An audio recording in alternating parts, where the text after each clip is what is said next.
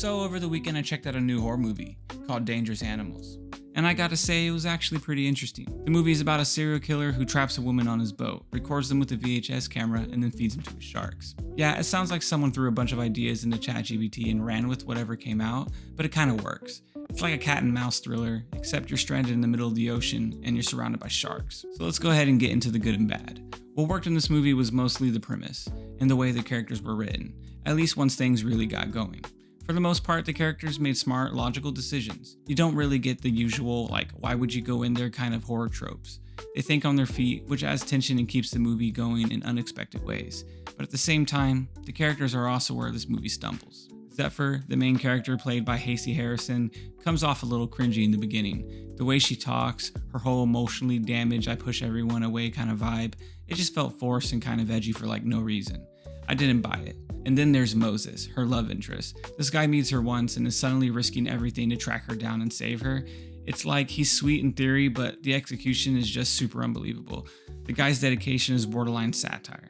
No one is that good of a person. Still, once the movie gets past the setup point and people start getting captured, I was back on board. Zephyr, despite her rocky intro, proves to be a real fighter, and her survival isn't played up to some cheesy girl power way. It feels pretty natural. She gets thrown into a horrible situation and pushes through it. It's empowering without waving a sign in your face about it. Jai Courtney plays the serial killer, and while he definitely brings a menacing vibe, he also kind of feels generic. He does all the things we've seen before. He's got that Dexter energy with a little bit of Buffalo Bill sprinkled in. There's even a scene where he's dancing in his underwear to music, which has been done so many times in pretty much every serial killer movie. It's like they checked every serial killer box.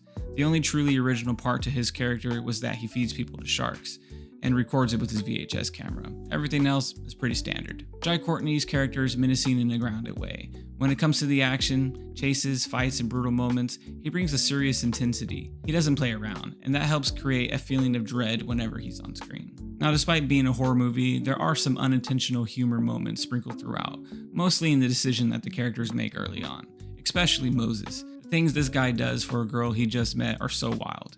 You almost have to laugh at it. It's like, hats off to you, man, but you're not a real person. The pacing isn't bad either. The beginning drags a little, but once Zephyr gets into the boat, it's full steam ahead. There's not a lot of filler or wasted time. And those shark scenes, they're creepy and effective. Dropping someone in bloody water with sharks circling below, that's a personal fear of mine. The only real misstep was the unnecessary scene at the very end.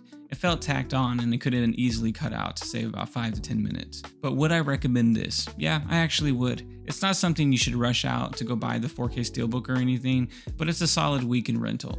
Great for a late night horror hang with friends or family and stuff like that. It's not groundbreaking, but it's fun, and sometimes that's all you really need.